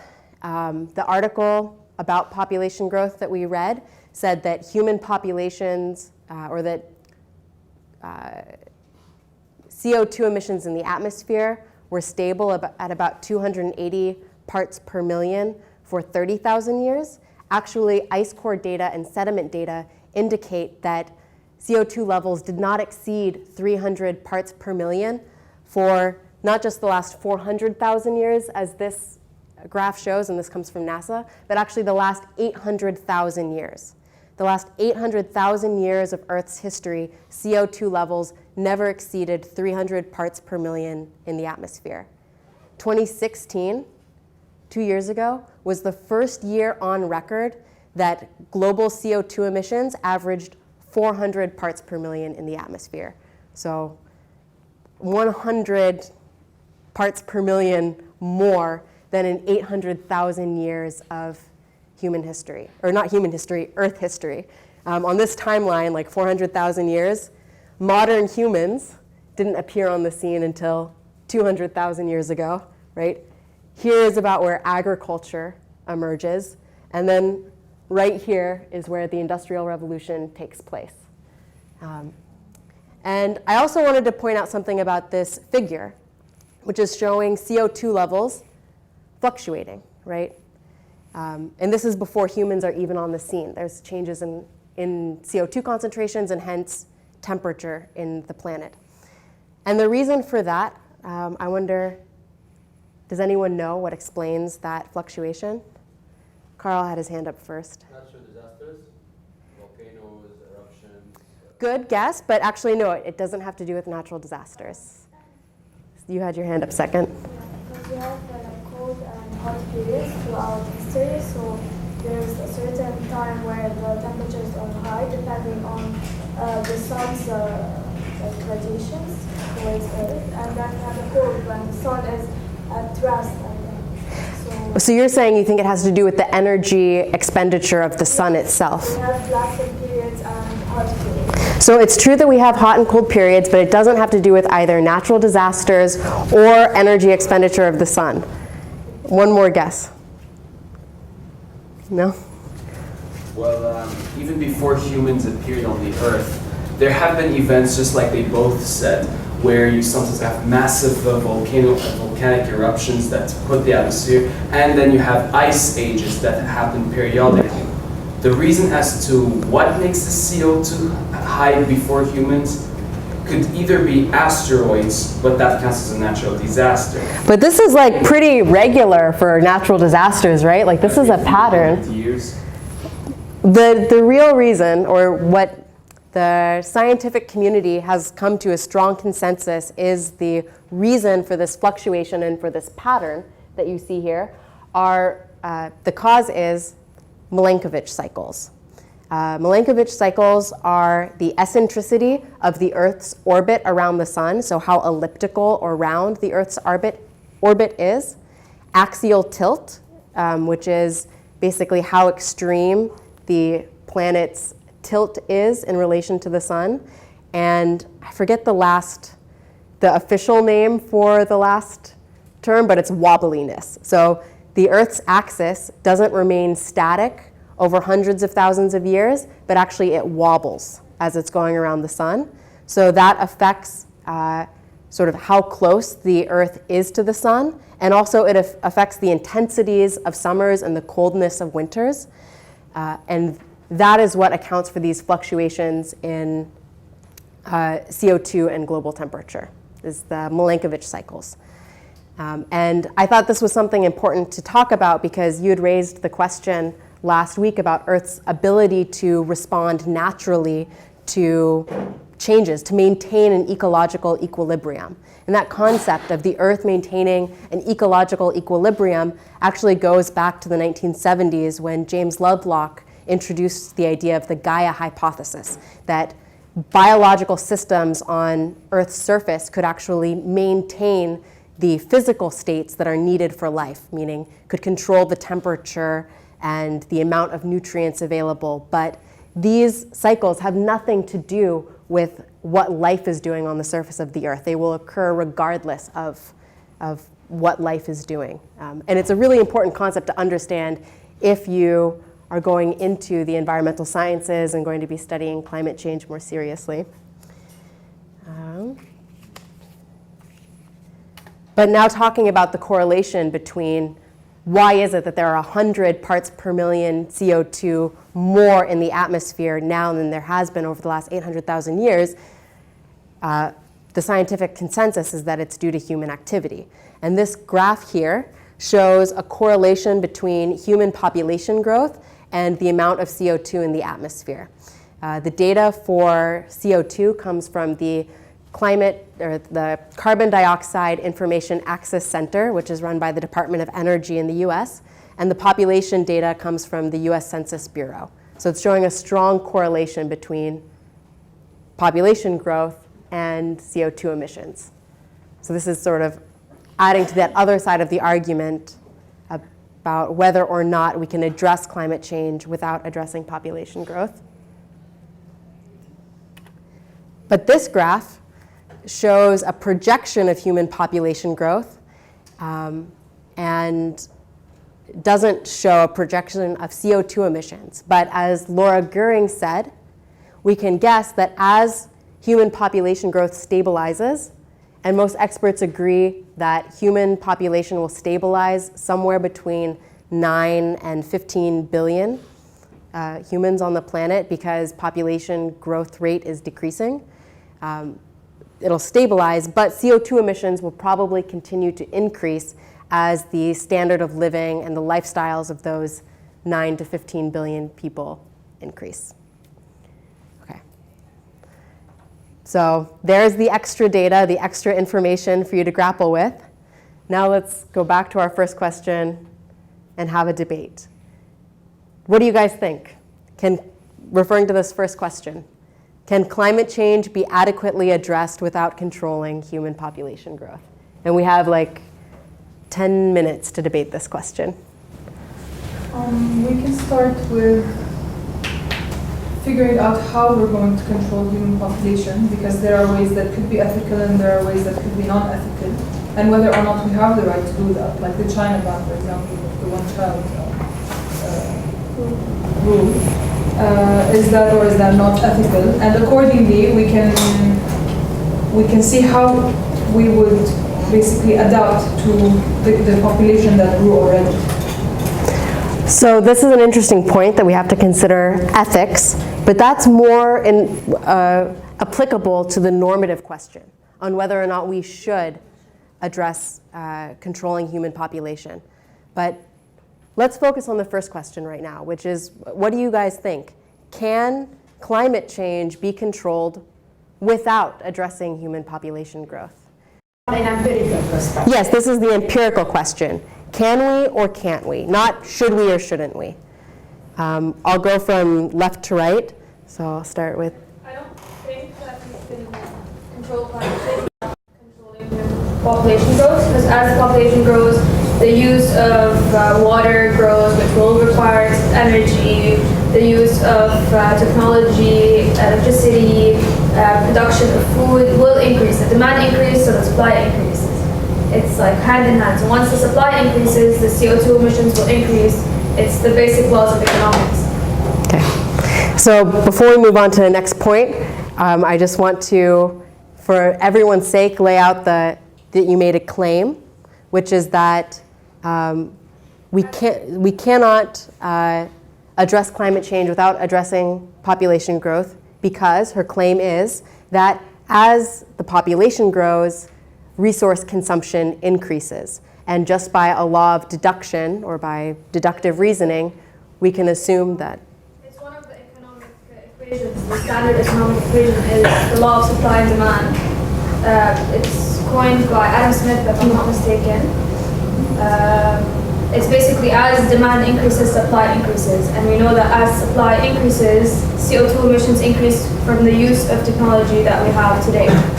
Unless we change the method of technology that we use and make it less CO2 emitting, I don't see how that. So the answer could be either to reduce population growth or to fix the methods of which we produce. Yeah? Okay. Well, I'm struggling with the supply and demand analogy, but maybe we can come back to it. I agree with what Seema said, that it's important to start with reducing the population because it's an important aspect. And can you please raise your voice so we can hear you? But I also think that climate change mitigation starts with policies, and we need to start working on policies to establish a solid ground and rules and laws to be implemented on the different sectors of the country for agriculture, energy, water, because on these policies you should build on a future generation, a future sustainable future.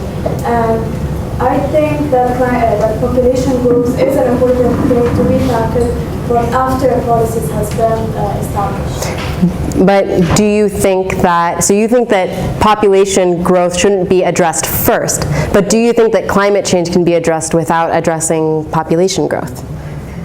And I don't mean to I'm not trying to give leading questions, because I don't want anyone to try and give answers that they think I would agree with. That's not the intention of the exercise at all, and I'm more inspired by arguments that are made against what you might think I would believe in, because that's more exciting and interesting. So, but I want people to be explicit in their arguments, not let it be implied. So I think it's more of a simultaneous task to be done. Like on one hand, we need to reduce population. It's important, but policies are also like a big part of climate change mitigation. So laws could be done regardless of population. It's still not clear. So I understand that you're saying don't address population growth first, but do you think it must ultimately be addressed? Yes. Okay, so we have two on that side of the argument, two saying that we cannot stop climate change without addressing population. Okay. I'm not sure about this, but you previously said that even when the population growth is stabilized, the amount of CO2 will keep on increasing because of the lifestyle needs. So why don't we tackle lifestyle instead of tackling the human population growth? If we, I mean, it's doable. I think we can control climate change without controlling population growth, but it's going to be a hard task because you need to change the lifestyle of the people.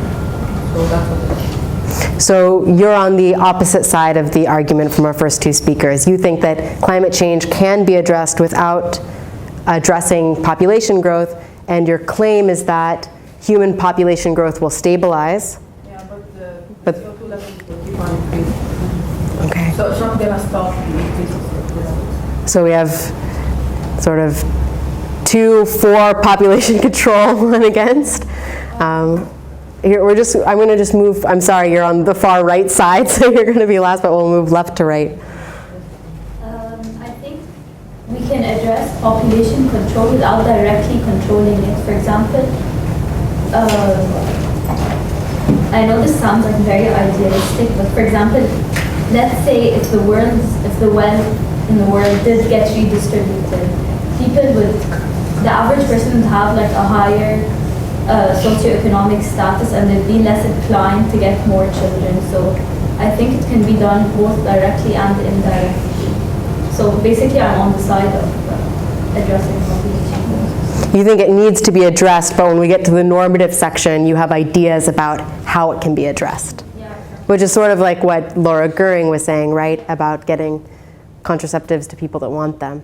But I will point out, like, there are these like general trends or stereotypes about people in the developing world having larger families and people in the developed world having smaller families. But personal experience, like, I have 2 brothers and 4 sisters, and my sister's now married to a man that has 12 siblings, same mom, and this is like white, developed world, whatever.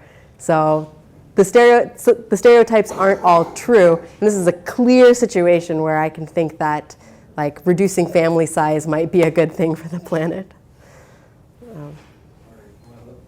Some of the arguments have previously been, okay, some of the previous arguments have slightly solidified my perspective. If you just reduce and if you just control the population growth, sure it will have an effect, but as many of them said, and actually SEMA's analogy of supply and demand will be put into a different context. Let's say the curve of the population slightly goes down.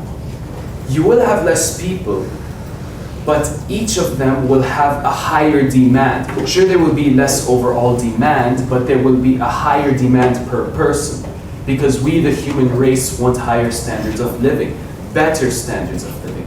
So energy production might still either be the same or barely decrease. That's why the lifestyle also, I'm 100% sure lifestyle has to be addressed. That is a certainty. Yes, so was there anything you wanted to say? So you're saying that lifestyle definitely has to be addressed, but back to the main question, do you think that climate change can be controlled without controlling population growth? I'm not sure where you stand on that. Because if you simply reduce if you reduce how much we're using without reducing the population growth, it will have a terrible amount of consequences, especially to developing countries, because they will need that energy. We'll have to find a way to distribute how we produce and consume energy. It's really complicated. But are you saying that it's not going, are you saying that the population stabilizing is a good thing, but we can't just change lifestyles, we can't let it stabilize that high? Are you saying we have to let it stabilize lower? If we stabilize the population growth rate, it will make the other thing easier, for sure. But okay, I actually lost track of my words. Excuse me for that. Okay. But I had one more analogy to make. However, it's fine. We can go on to the next person. Okay, but just to be clear, are you on the yes, we can do climate change without population control, or no, we have to do population control? Thank you for reminding me. Actually, I remember now. If you look at every single other population to answer that question, it's yes or no, or like A or B. Yeah, yes. Yes, you think that climate change can be addressed without population control? It can be, but how much, I don't know. Okay, now we'll move to the next person. I think that climate change can be addressed without controlling human population, since we should focus on the main and major sources of pollution and CO2 emissions, which are the industries, the factories, because these are the main sources of pollution. And I think that nowadays we are more using renewable energies, and our CO2 emissions are somehow trying to decrease throughout the days. So we have one against population control. I just wanted to say. Sorry, we'll get to you next, Carl. Sorry. Okay, so we shouldn't just look at population control. I mean, there are different factors that should all be controlled at the same time. Lifestyle, population, and other different factors that contribute to the climate change. So I think they should be addressed at the same time. And slowly, not all at a big amount, but slowly, if they start to be adjusted and addressed, I think they could help in contributing to the. So you think that not just population control is adequate, but it has to be part of the solutions package? Okay, fair enough. So you're on that side of the argument. We'll come back to the left side of the room after we finish going right. And Carl, is your I believe that controlling human population growth is partially very important, specifically with the idea of climate change. Because if you do a broad perspective on the future, for example, India in the next 10 years is going to be the #1 most populated country in the world. And considering how dense it is and how much they rely on coal energy and fossil fuel energy, this will increase the demand for energy, for habitation, for lifestyle of some sorts. If they can implement that the same way China does, because China, even though they're #1 right now, in the next 20 to 40 years they're going to drop down to #2 because of their adequate laws towards population growth. And considering most humans have an extended lifetime in the day of age we live in, it is better to control, at least to stabilize the growth of human population to a number that we can control and assess how much we can lower the emissions of carbon, for example. Right. But that is it's very utopic because we can't tell people to not have kids. Well, this is more moving into the normative question, but just to play devil's advocate on this question of whether or not climate change can be addressed without controlling population growth, China, which has now lifted the one-child law, is the largest global investor in renewable energy. Yeah, and so a devil's advocate, you raised the point that India and China have incredibly high rates of population growth, and they're primarily relying on the combustion of fossil fuels to. China. I said India. Okay. So well, China does primarily rely on coal as well. It's going more towards growth of specifically wind energy because they have the coast of the Shan, I forgot its name, but it's the biggest air current in the world. So if they put an adequate amount of wind turbines, they can feed approximately half of China with wind energy, which is crazy considering what they have. And the fact that they went inside the Paris Agreement makes it sound that they want to peak in 2030. And considering they're going to peak in 2030 with carbon emissions, they're going to decrease in their population because of the law that they're implementing. And because of the stigma of the society that we should have one kid because there's no place and everything's expensive. So if you do like a thought toward population growth is making the idea of having a kid expensive because you won't need more. You have one and it's enough. Specifically in countries such that are developed, for example, the States or some laws, we can put laws that permit or like some sort of how do we say it, like some law, like some rules or some sorts towards population growth. And the more you implement it, the more it will be controlled. And if we do plateau at some extent, it will be easier for us to be able to amend for the mistakes that humans have made towards this earth. So, yes, do you think that climate change can be addressed without population control? No. So you're on the side of we need population control. Okay. Your turn. I say yes, we can address climate change, but because as we watch in the movie, a Nigerian child produces less than 10 times of an American child population per capita. So if the American child reduces his population emissions, we can bring more than children each time. Yeah, fair point. Well, at this point, we're just gonna, I want everyone who has something to say to have a chance to say it before we move on to the next question. I think climate change cannot be addressed without controlling human population growth. Since as population increases, the demand will increase and thus climate change will be affected more and more. So I think population should be controlled. Another on that side of the argument. It seems like that's the majority consensus right now, is that we can't address. Yeah, I'll go back to the left after I finish on the right. Yes, your turn. I think that if there are the proper means to address it without controlling the human population, I would be with the side that says that it can be addressed without controlling. But if controlling the human population makes it more efficient, I think it will be okay. Okay, so you're sort of, you think yes, it can be addressed without population control, but on the question of should or shouldn't we, because of efficiency is your argument. Interesting. Okay. Going back to the, sorry, I'll get this, I don't know your name, but you've had your hand up for a long time, so I'll let you speak first and then you in the back. So I think that no matter what we think of, directly or indirectly, it's correlated to human population. Like for example, Sarah talked about the industrial activities. I think that the more people are born into this planet, the more we have needs, the more we need resources, we need yes, industrialization, and I think that it's going to increase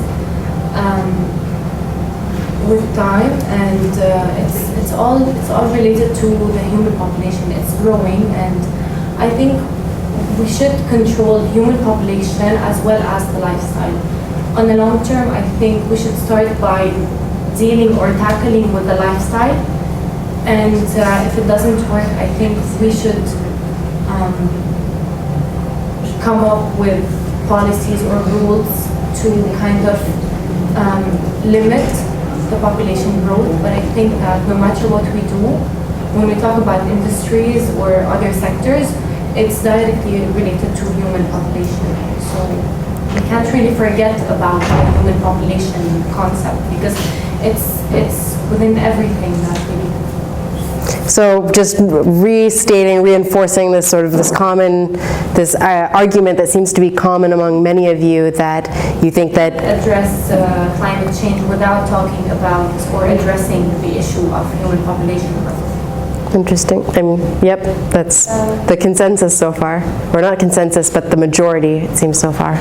I agree with the students. We said that we need to address human population growth in case we want to do something about climate change. But we shouldn't also forget the other aspect, which is the economic growth. I think that it has a huge role we can play a huge role by limiting this economical growth and by maybe limiting the profits or the money we make out of everything, and especially corporations that produce a lot of emissions. If we get into the concept of limiting production and limiting the gain of money and what it engenders from soft power, etc., we can arrive to less emissions, and we can reduce this thing of efficiency that we're always talking about. So you think it's not about controlling population growth that's needed to address climate change, but rather controlling economic growth? By controlling economic growth and make it more adapted to the current population, because I don't think that it's our right to tell people not to have kids or limit their liberties. You know, it's interesting, the United Nations Environmental Program every few years publishes a global environmental outlook. Their last publication, GEO5, identified two primary drivers of CO2 emissions: population growth and economic growth. But interestingly, that report only made recommendations regarding population growth. It made no recommendations regarding the control or limitation of economic growth, which is a fascinating point and perhaps speaks to the politics that are at play here, right? Can we move on? Yeah. If you have a comment relating to this, you can still talk about it, but let's open the floor now. I don't know if anybody has beliefs regarding the normative question that might sort of differ from their response to the empirical question, but what do you think? Should the international community address overpopulation as part of its framework on climate change policy? And obviously, those of you who said we can address climate change without addressing population growth, you're probably going to be on the side that we should not, maybe. But those of you that said we cannot control climate change without addressing population growth, this might be a trickier question, and I'm curious to know, what do you think? Because of ethics and politics and efficiency, that other points that people have raised. Okay, Seema, right? Yes. 3 things. A, the short-term solution is not to control population growth, because that's going to affect years to come. So maybe start with a program of having suggestions on how to control population growth with disincentives, which is if you have more children, you're allowed to have more children, but if you have more children, you have to pay a certain fee or accommodate in some sort. The short-term solution would be to fix the lifestyle, like everyone agreed in this class. The majority of people who said we can't address it without addressing population growth agreed that the lifestyle should be addressed first, so that's the short-term solution. The lifestyle, the ways, the methods of which we produce worldwide.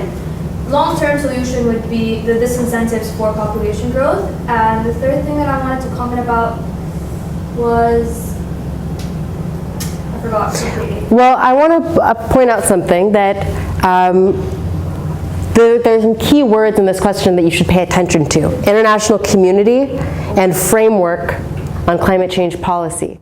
So I'm curious to know how you think there is a framework that the international community uses to address climate change, the United Nations Framework Convention on Climate Change. And that was previously implemented with the Kyoto Protocol and now will be replaced with the Paris Agreement, right? And the Paris Agreement's strength in addressing climate change comes from its nationally determined individual contributions, or cuts to CO2 emissions. So these are individual countries, like China, making commitments to cut their national CO2 emissions. So are you implying that that framework should include language that encourages party members to implement lifestyle changes on their populations? It's an interesting idea. It's hard for me to see how that would happen, but I mean, you guys are the next generation of environmental scientists and policymakers, so. Will you allow me to? It's your class, yeah. Okay. Seema, you mentioned, of course I respect your opinion very much, but you did mention imposing a penalty or a fee, an extra fee, on those who want to have more than one child, for instance, and that could be a policy adopted by nations. Wouldn't you be concerned about the social inequalities and course, what we you. did average. I just But if you do that, it's as if you're encouraging the rich who want to have more kids to have them because they can afford to pay this penalty or this extra fee. And those who are poor, they shouldn't have children because they cannot afford to pay this fee. So what are your thoughts? I'm interested to learn about your thoughts. Let me just finish one second and you'll have the floor. What are your thoughts about these social inequalities that we are introducing and the concept of social justice that we always have to think about when we are drafting a new policy such as this one? I'm interested in listening to you and what you have to say in response. Okay. First of all, just like in the case of water distribution, there's a system that encourages the more you use, the more you pay. But if you are of a certain economic status, it doesn't. It's like a weighted average. So if you are of this economic status, you can only pay this, like multiplied by percentage. That weighs your. Is it like a pro rata, for instance? It depends on how much you can afford. Exactly. Exactly. So it's actually a financial equation of weighted average. So if you are implying that this is your income, your percentage will increase according to your multiplication factor. So for each person that has a certain amount of income, they have a certain multiplication factor. I got and that's it. Not everyone the same, of course. Lynn had something to say. Yeah, I just wanted to answer that in any way, shape, or form. We cannot dictate what people have to do, but in logical sense, when you get a child, you have responsibilities and you're going to have to pay anyway. So if we sort of raise awareness to these people who think that money comes with children due to tradition and culture and religion, then it's not really the case because of your already set economic status. Like you cannot be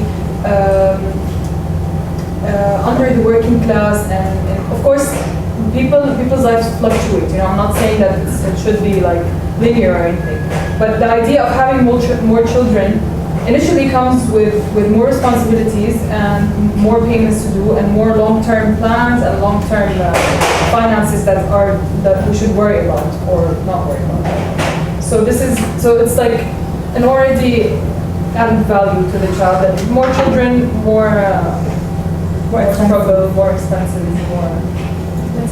But you started off, if I remember correctly, when the question was asked initially, and we were addressing the empirical, now we're addressing the normative very much.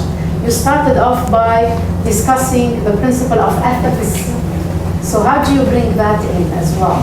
Because is it ethical to let a family that is not aware of its condition to get more children and have them suffer with them? Or is it ethical for us to let them decide what they want? So the question of ethics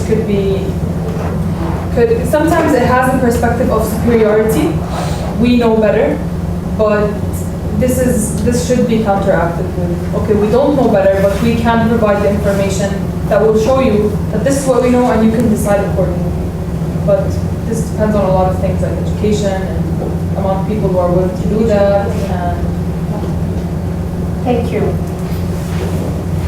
Well, you and then you. Sorry. I don't know your names. I feel bad. I'm like, you and then you.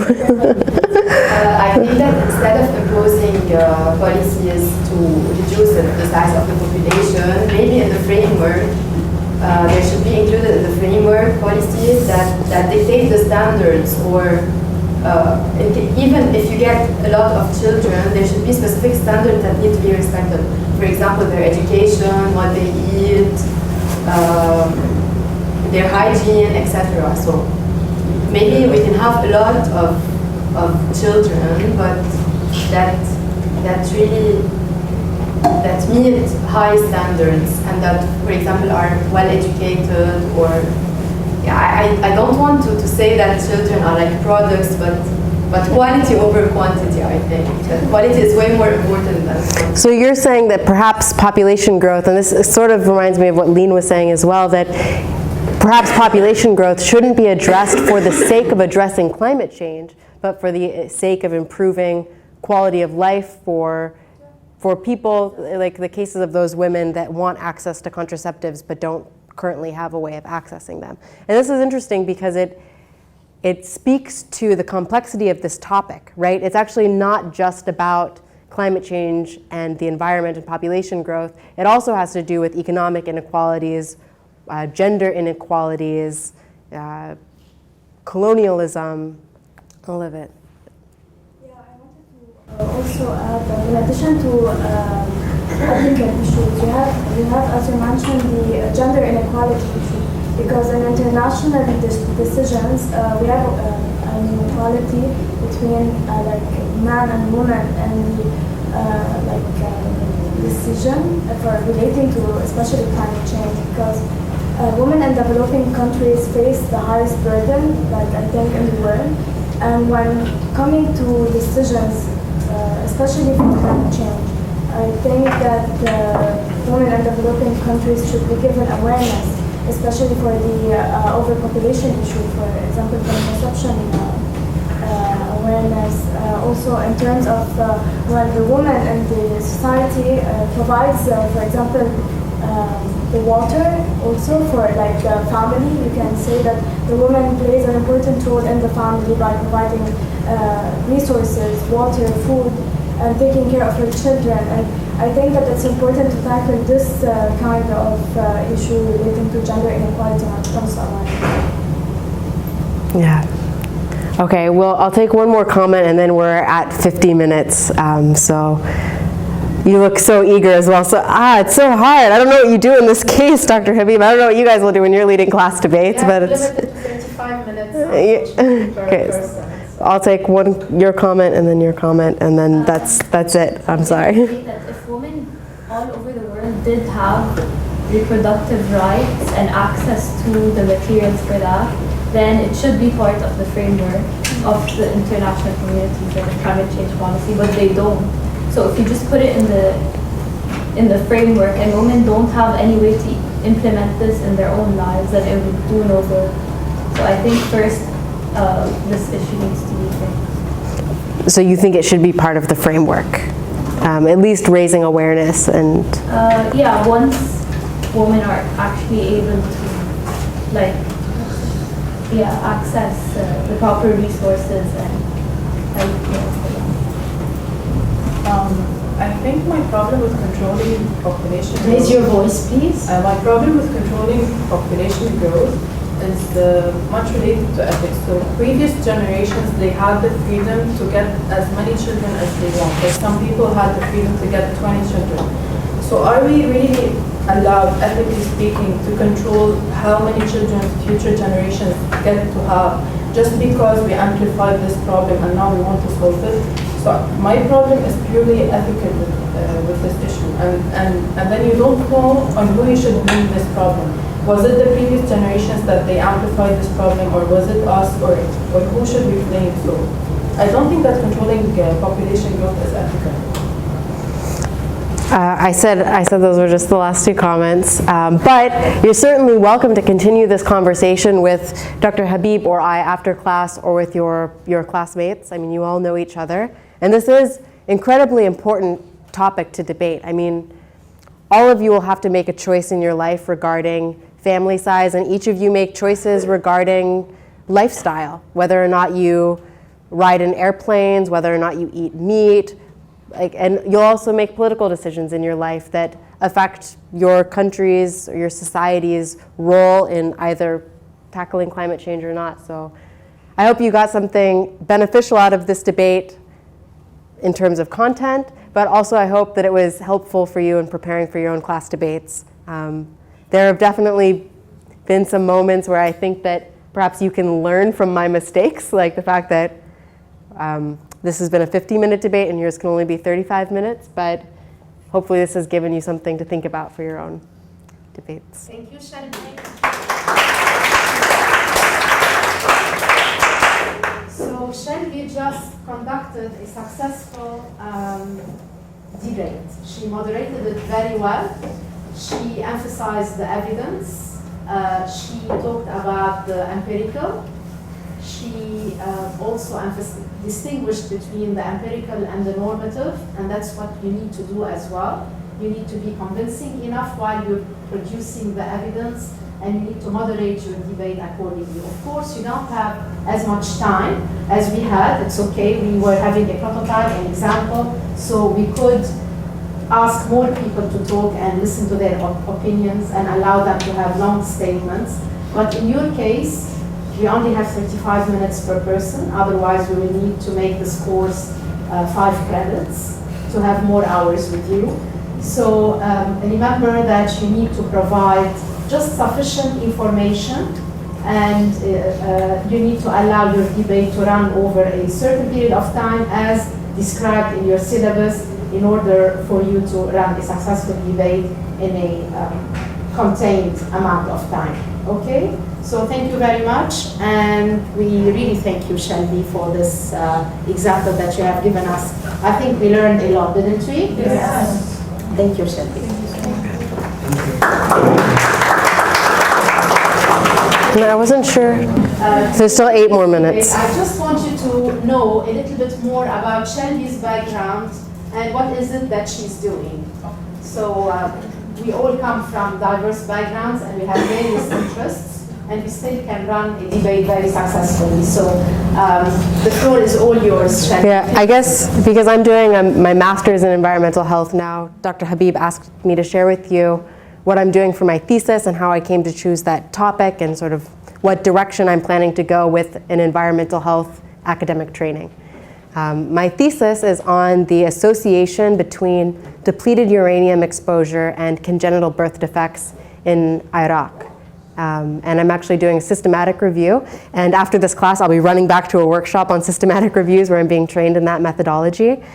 But the reason I chose that topic is that, as I told you, when I was in high school, I became involved with an organization that fought for the rights and fought for compensation to nuclear refugees, to communities that were exposed to anthropogenic radiation and actually exiled from their homelands. And after the Fukushima nuclear accident in Japan in 2011, I became concerned about my own state's and my own home's exposure to anthropogenic radiation. So I started working in a gamma ray spectroscopy lab, testing marine mammal and seaweed tissues for radiation derived from Fukushima. And when I came here to do my master's, initially I thought of continuing that research, of going back to Alaska in the summers to study local radiation exposure in my hometown.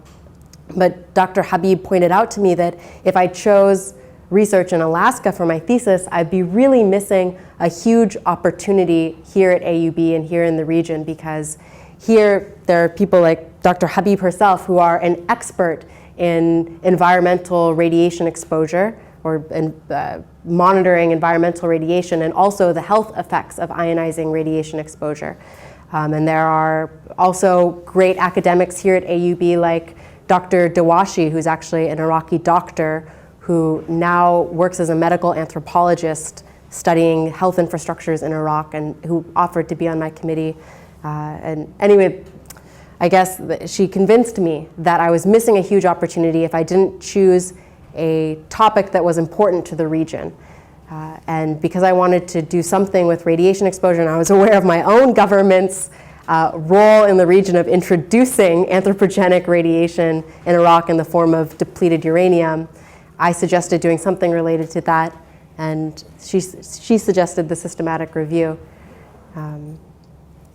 Yeah, and I've come to realize that actually AUB is one of the best universities, not just in the region, but globally for using this methodology, a systematic review methodology. The libraries here have access to more databases than most universities in the US. And the medical librarian at Saab Medical Library, Aida Farha, is actually like the world expert in developing search strategies for systematic reviews. So I hope that all of you get a chance to take advantage of those resources. And if you have any questions or if you ever need someone to talk to about what it means to have a career or a profession or go on to higher graduate education in environmental health, feel free to approach me and talk to me about it, because I'm very passionate and would love to help you out. Thank you, Shelby. I'm very proud to be I'm extremely proud of Shelby. You should have seen how she defended her proposal. She is really becoming an expert on this topic, although she's coming from all the way from Alaska, and she's studying now a topic of local scope here in Iraq, depleted uranium and exposure and congenital malformation. I'm very proud to be her advisor, and I thank her for coming all the way from Alaska to study here at the UP. Another big clap. Thank you.